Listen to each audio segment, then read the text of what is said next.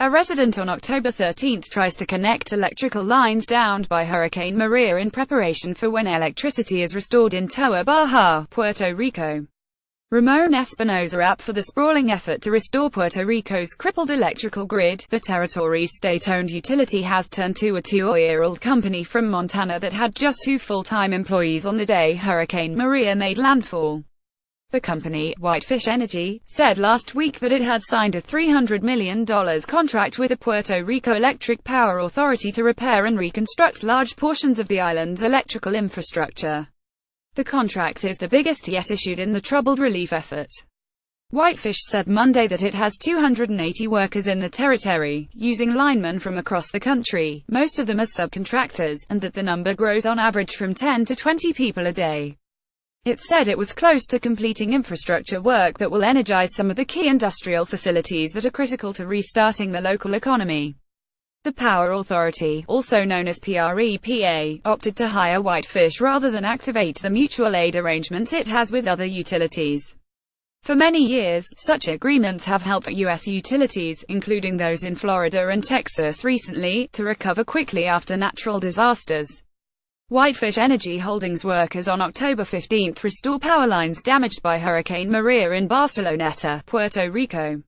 Ramon Espinosa at the unusual decision to instead hire a tiny for-profit company is drawing scrutiny from Congress and comes amid concerns about bankrupt Puerto Rico's spending as it seeks to provide relief to its 3.4 million residents, the great majority of whom remain without power a month after the storm.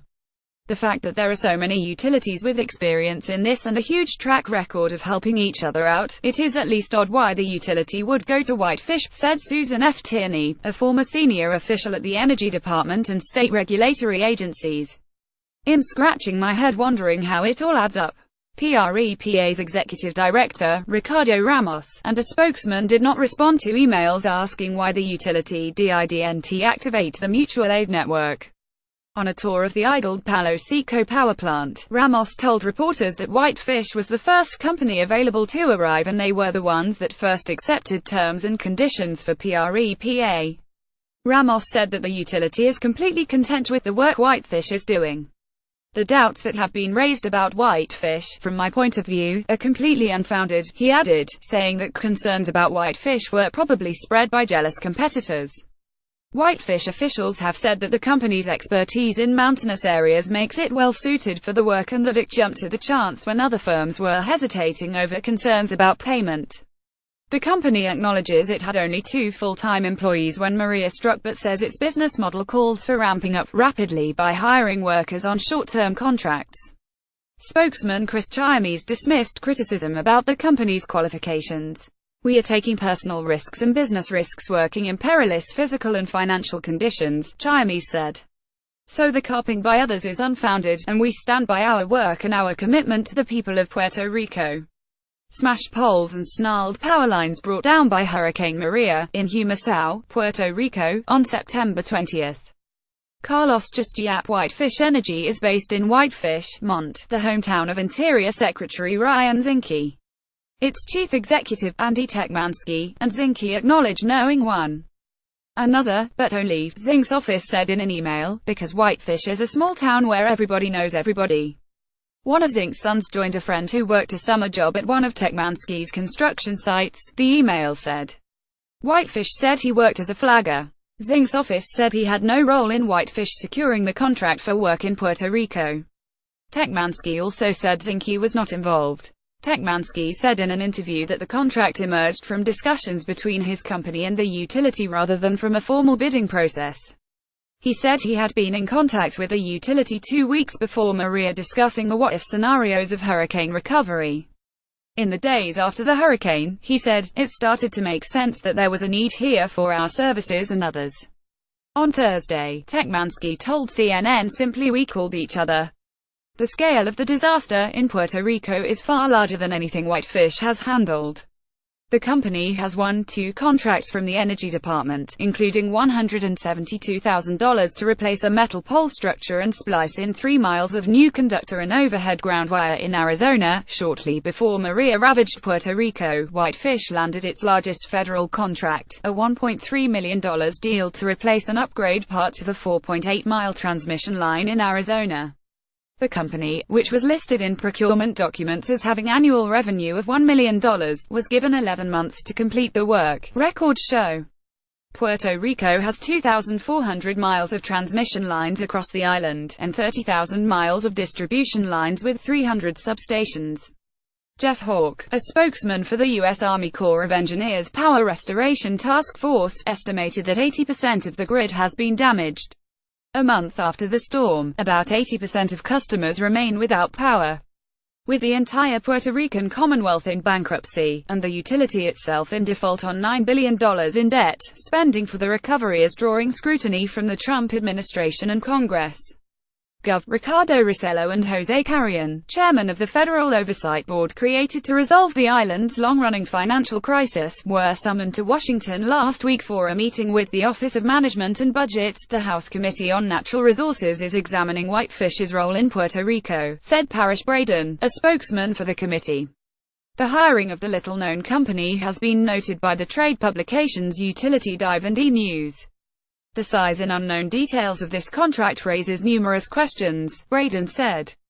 This is one of many things the committee is taking a close look at as it continues to work with the resident commissioner, governor's office, and oversight board to ensure Puerto Rico's recovery is robust, effective, and sustained. Rossello said Wednesday that the island would spend $490 million on the initial phase of repairing the Commonwealth's grid, adding that a large portion of that would probably go to Whitefish and another contractor. The utility gave Whitefish a $3.7 million initial payment for mobilization of personnel and equipment, the contract says. Whitefish could be paid as much as $300 million for up to 2 years of work. Under the contract, the hourly rate was set at $330 for a site supervisor, and at $227.88 for a journeyman lineman. The cost for subcontractors, which make up the bulk of Whitefish's workforce, is $462 per hour for a supervisor and $319.04 for a lineman. Whitefish also charges nightly accommodation fees of $332 per worker and almost $80 per day for food. Only 8 contracts larger than $20 million have been approved for Puerto Rico by the Federal Emergency Management Agency and the Army Corps of Engineers, with half of those for shipments of food and bottled water. Whitefish's contract surpasses the $240 million contract the Army Corps awarded to engineering giant Fluor to augment ongoing efforts to repair the power grid. The Commonwealth, strapped for funds before Hurricane Maria hit, is expected to run out of cash as early as the end of the month, according to people familiar with the island's finances. And even if the Senate and the President approve the House's $4.9 billion aid package for Puerto Rico, the island might need more money in as little as 3 months. PREPA did not reach its agreement with Whitefish until September the 26th, 6 days after the storm swept through. By comparison, the Florida utility FPL requested mutual aid before Hurricane Irma hit. The result was an army of nearly 20,000 restoration workers, including FPL employees, from 30 states and Canada at work on the first day. On October 1, FPL had teams assembled to assess damage in Puerto Rico. It posted notices in Spanish and English on its Facebook page. FPL is ready to help Puerto Rico. Florida Gov. Rick Scott mentioned the offer in a news release. The Florida utility says it never received a reply. The Puerto Rican utility has not replied to offers of assistance from mutual aid partners, according to the American Public Power Association, which coordinates such operations. Techmansky called the damage in Puerto Rico among the worst that I have ever seen in more than 20 years of work rebuilding power lines after storms. According to his LinkedIn page, Techmansky has held leadership roles in utility service companies based in Vancouver, Texas and California. It will take months, if not years, to repair the entire grid to full operational status, he said. NBC Montana quoted Techmansky in a report October 1 as saying he had asked Zinke for help in getting personnel and equipment to the territory. Chiames, the Whitefish spokesman, confirmed that once the company got the go-ahead from PREPA on September the 26th to begin work, company executives did reach out to contacts in case they could help expedite getting qualified linesmen to the island. Zing's office said the secretary always politely listens when citizens and the small business community approach him with concerns and ideas. Neither the secretary nor anyone in his office have taken any meetings or action on behalf of this company. Whitefish's Twitter feed features videos of workers dangling from helicopters and describes its progress but also suggests the work has been challenging. In one post, a team was reported to have set up 6 concrete poles, but had all-day issues with material. A crane showed up broke and we had to fix it. Equipment in a warehouse had rusted. Narrow roads were cited as a safety concern, as were very large termite nests. Tekmansky said that Whitefish was focusing on fixing key transmission lines and was using helicopters and cranes to reach them. Once we complete those, the effort's going to move on to other transmission and distribution systems, he said. So we're just ramping up and providing as many people as we possibly can. Kent McNally, an investment professional at HBC, the Texas investment firm that is now the largest financier of Whitefish, said the company's experience reconstructing a 1-mile power line destroyed in a wildfire in Washington state was more relevant to Puerto Rico's needs than is the experience of many companies on the mainland.